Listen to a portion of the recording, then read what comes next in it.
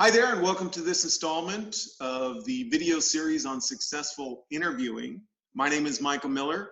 Videos are brought to you by soaringme.com. And in this installment, we're going to focus on the job of a freight broker.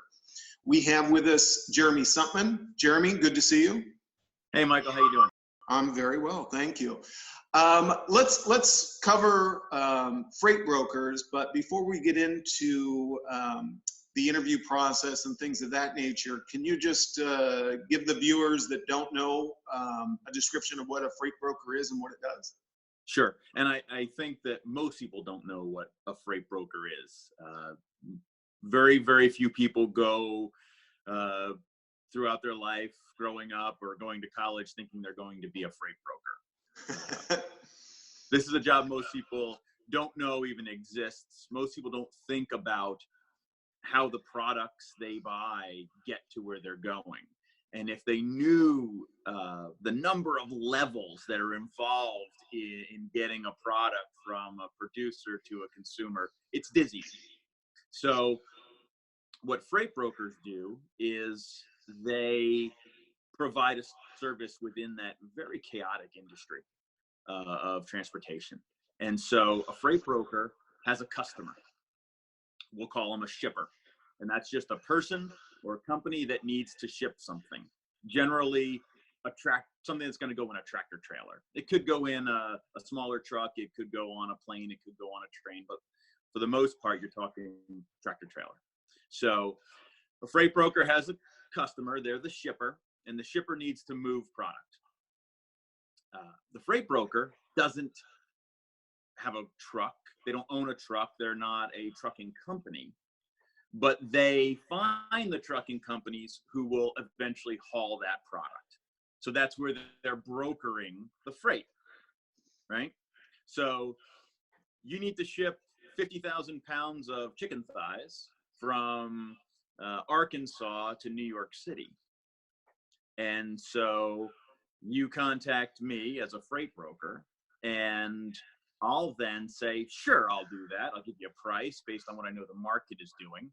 And then I'll go find a trucking company that can actually haul it. Okay, so rather than the chicken producer or any company that has something to ship having their own trucks and drivers and all of that, or going out and talking to 10 or 20 different companies that provide that service, they go to one of these guys who coordinates. Exactly. Now, point B. That chicken company might have their own trucks. They may have trucking companies they deal with, but there's so much going on that at times they may need to also have a freight broker that they can go to. Okay, like a big order, and they need to get it from point A to point B, and they don't have enough capacity or something exactly. like that. Okay. So your background, you have over 6 years recruiting within the logistics or transportation industry. Yes. And have recruited and interviewed a lot of these freight brokers. Exactly, yes. And one of the things that I like to always cover, because I think it's something that a lot of candidates don't spend a lot of time thinking about, is sort of this profile, this ideal candidate that the employers are looking for or the recruiters are looking for. So if I'm looking to become a freight broker, or maybe I've entered the industry and looking to move up within the industry, can you just sort of paint the picture in terms of the profile of what we're looking to hire? Sure. So there aren't a lot of freight broker college programs out there.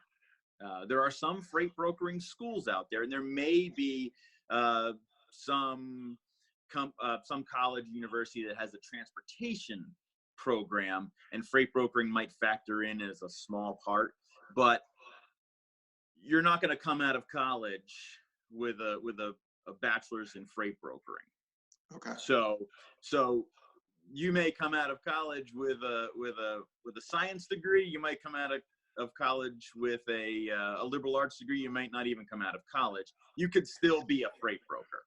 Okay.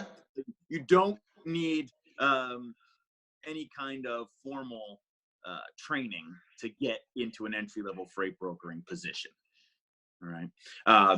It helps to have been in some form of logistics or transportation to understand the world and the industry, but generally that's not necessary either. I've dealt with freight brokers who came from all manners of backgrounds, whether they were young or actually later in their careers. So you can enter at any point. Okay. Now, a lot of times you think freight brokers are going to be people who have like a little bit of a sales mentality and are outgoing, like to talk to people on the phone. And generally, phone skills are huge. You're going to have to be on the phone a lot as a freight broker. And you can't be afraid to pick up a phone and call people. So that is key.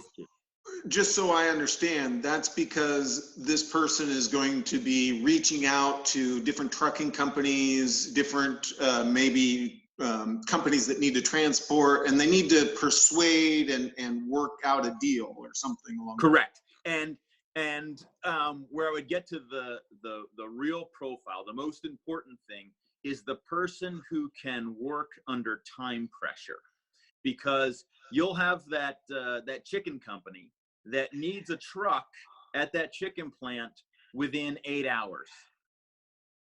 And then you need to find the truck that has the capacity to haul that load. They need a refrigerated trailer. So a flatbed is not going to do it. They also need to be able to pick up on time. And so you're constantly dealing in this business with, you have a customer that has a need. You have several trucking companies that could probably do it, but the timing is wrong. So it's really about being able to fit everything in and locking it down within a short time frame. Like as a recruiter, and you do this as an outside recruiter, you've got a company that needs someone, you've got a candidate that's perfect, and over the course of a month, maybe you may work that out. And sometimes those timelines don't line up. Right. Now shrink those timelines down to hours to a day. And that's what freight brokering is.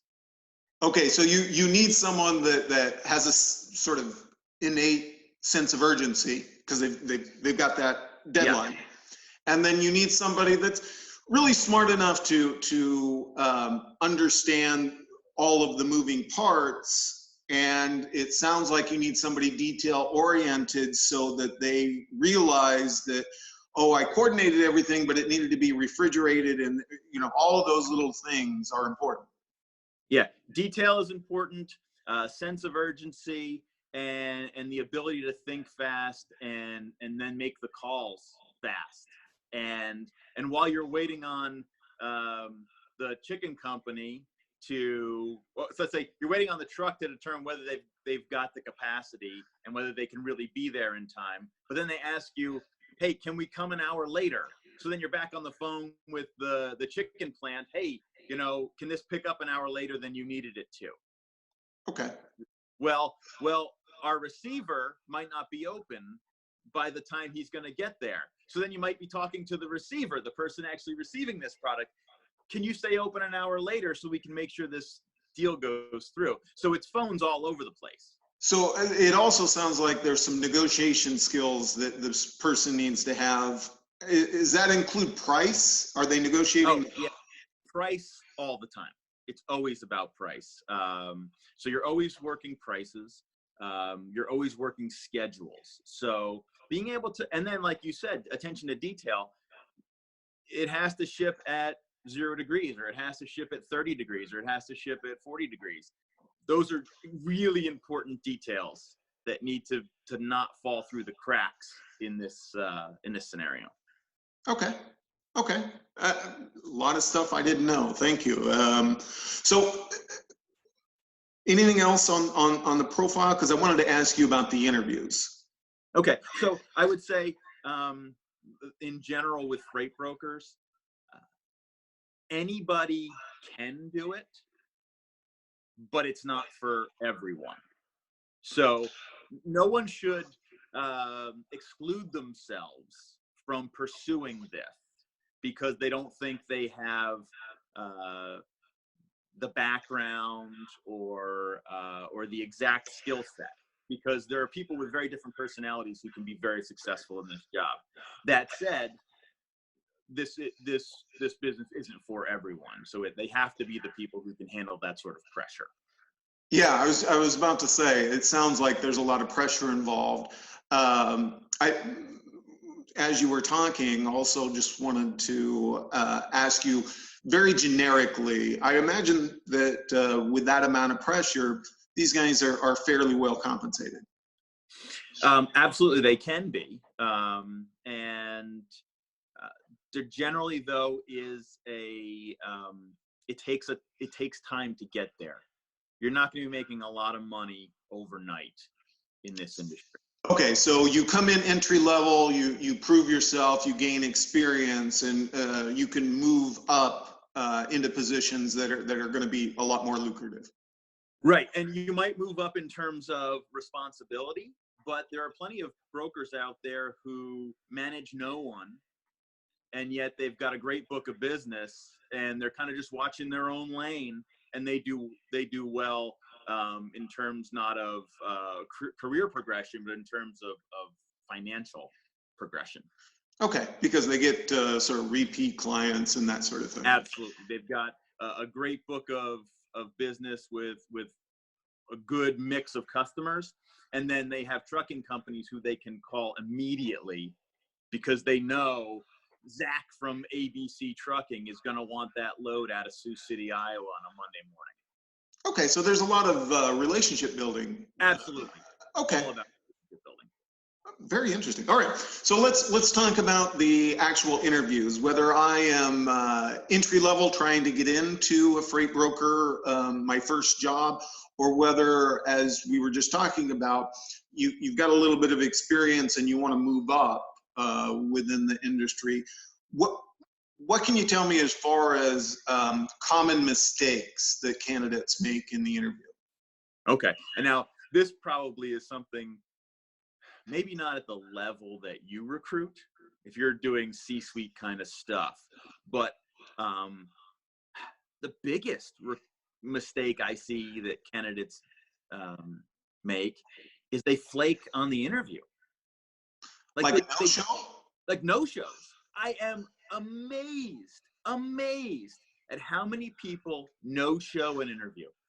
It's mind-boggling. Well, especially for a job like this, where I imagine you having to be there with all these time pressures is critical.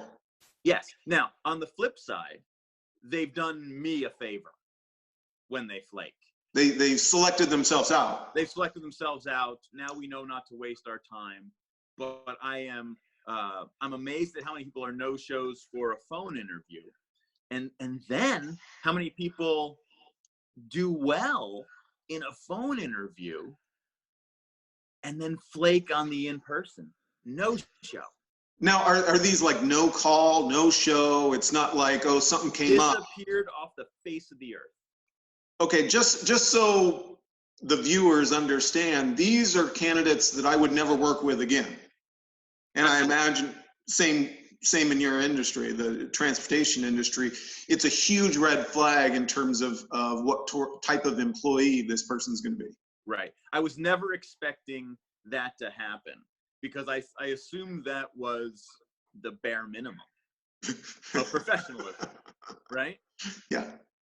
Like I always think, why would you ever turn down an interview? Or at least call and say, I'm not interested. Right.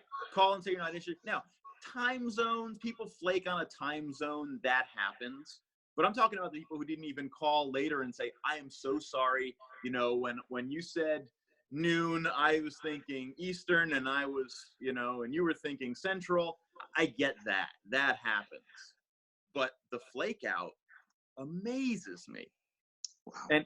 And even if you didn't want the job, why not either A, get the practice, or find out maybe with the interview that you actually are interested in this field. So it boggles my mind. Yeah. Okay. So let's congratulate those people for self-selecting out. Yeah. In my mind, on a permanent basis, and in the interview themselves. And if the interview occurs, are there some other mistakes that candidates should be wary of? Yeah. In this industry, people who are immediately asking about hours. Meaning, I don't want to work too much? Meaning, hey, I'm there, I'll be there at 8, but you be sure I'm walking out the door at 5. This business doesn't work that way. So if you have a client that emergency comes up and they need transportation of their product within the next 8 hours or something, the answer shouldn't be, well, I've got to leave at 5. Correct. Okay. Absolutely. Or in this business, what happens is the truck was supposed to be at the customer's place at 4:30. And it is 4:35, and you cannot get in touch with the trucking company. They are AWOL. Okay. So now you've got to find another truck very quickly. And it's upon that freight broker's responsibility. It's their responsibility to basically solve the problem. Exactly. As opposed to punch in and punch out and not worry about it because. Exactly. Okay. Exactly.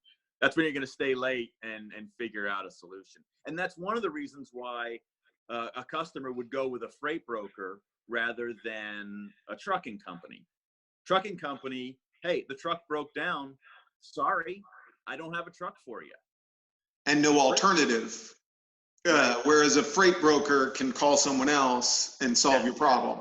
Exactly. Okay. So as an interviewer, if I come in and I start talking about, well, I'll show up at 8, I need to leave at 5, I want to make sure that I don't have to work weekends and evenings and that sort of thing, that is sending you a signal that I'm probably not a fit for that type of pressure environment. Correct. Okay. Very good mistake for people to know about going into an interview like this. Let me also ask you about candidate questions during the interview. It's kind of along the same lines if I come in and I'm asking about the hours to fit my lifestyle as opposed to me fitting into this career. What are some of the other questions that a candidate should be asking during the interview? Sure. Well, they should be asking questions. This probably applies to any industry. They should be asking questions that show an interest in the business, right? To show that they've done a little bit of research on the industry or the company. Like, if you go back to mistakes, don't ask, what does your company do? It's forgivable if the company has no website. But if the company has a website, you should know what that company does, or what at least they're putting themselves out as their goals and aspirations and services that they provide. So as a candidate, you should be asking questions that expand on something you saw in that company's website. So shows you that I've made the effort, that I've done a little bit of research. Right. So for a freight broker, some of the different kinds of freight that you might haul are full truckload, meaning that the customer's freight takes up an entire tractor trailer and it's dedicated only to them. There's also a type of freight called LTL, less than truckload. And that means you're just getting yourself a small portion of that truck, and other people's stuff is going on that truck as well. So a good candidate, if you can't tell from the website, might be asking questions about, hey, is this full truckload or is it less than truckload? Okay. Shows that I know a little bit about the industry. I understand what it is that I'll be doing, and makes me a little bit more, I guess, of a sincere candidate and not someone that's going to flake out once I realize all these details and pressures. Right. Exactly. The other question I think that is important, not to show that you've done your research or your due diligence, but for your own edification of figuring out where you're going to fit in for this job, is to ask how much of the spectrum are you going to be responsible for? And if I can digress a little bit about freight brokers. So freight brokers can, from cradle to grave, you're getting the business from the shipper. You're doing that sales and business development. You're booking the load with the shipper, meaning you're getting the specifics on a specific truck that's needed.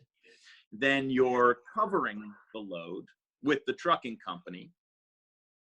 And then you are dispatching that truck, making sure the truck has the specific information that they need and they're on their way.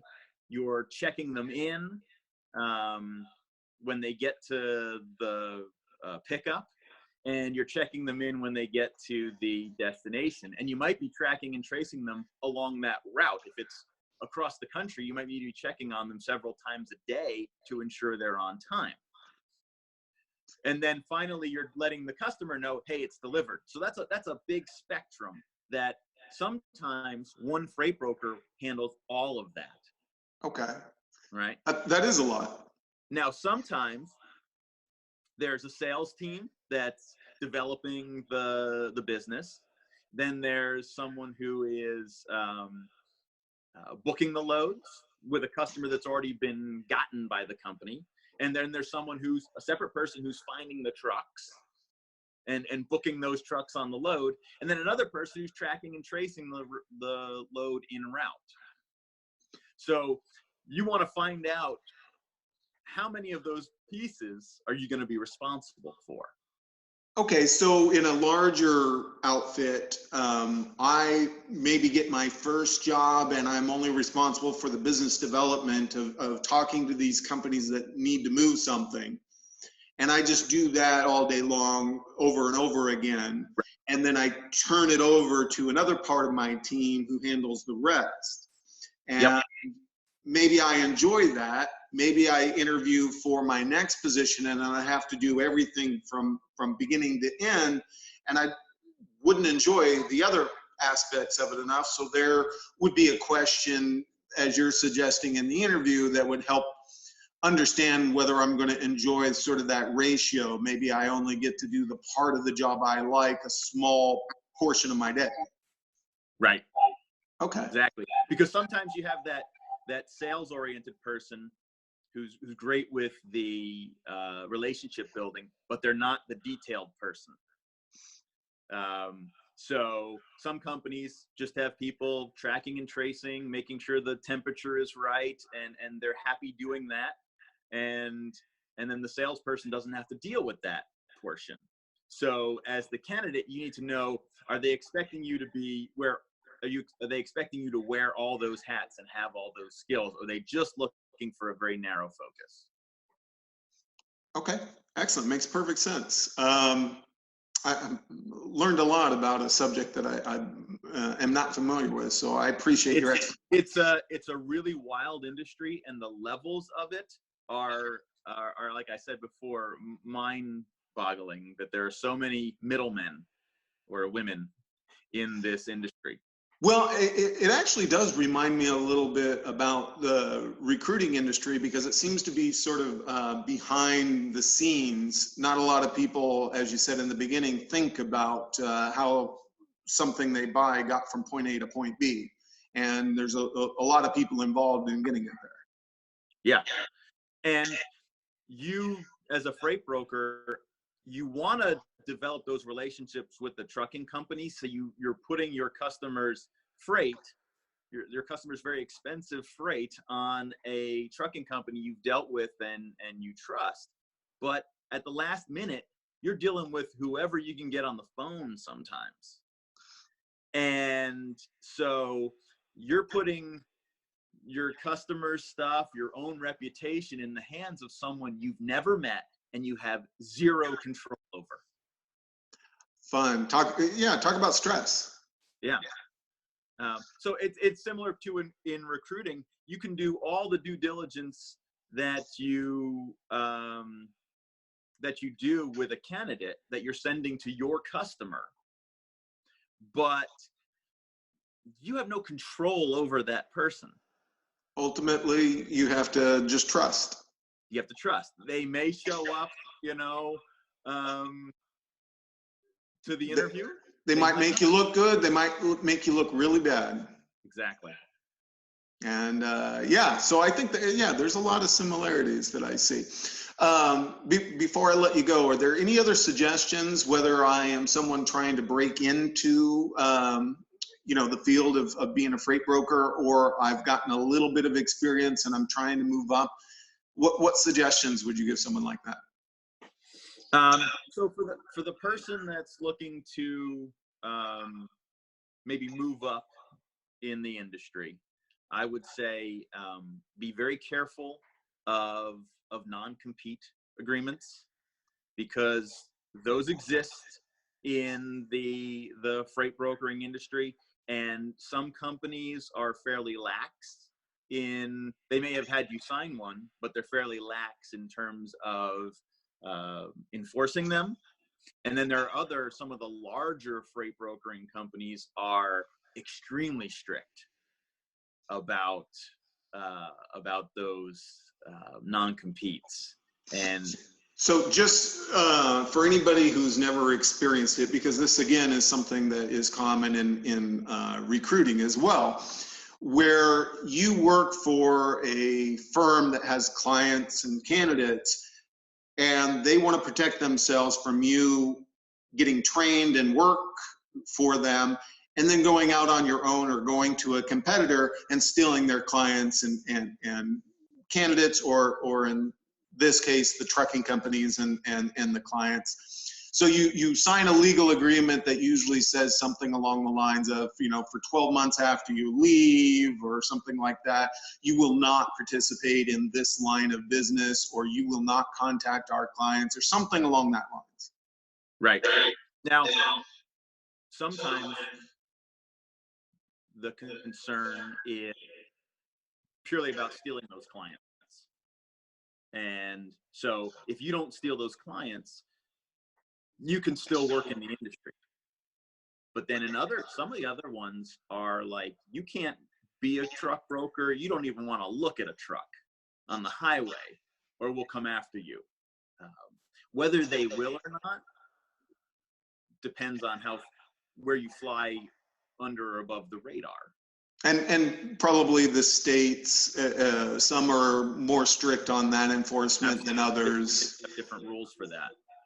I think it's always a good idea prior to signing any non-compete to have a lawyer take a look at it to know what the consequences are, because what the company will do is try to sue you if they feel you're in violation of that non-compete, and there's a financial penalty. Exactly. So yeah, that's a good tip. I wasn't aware that that would be prevalent in the industry.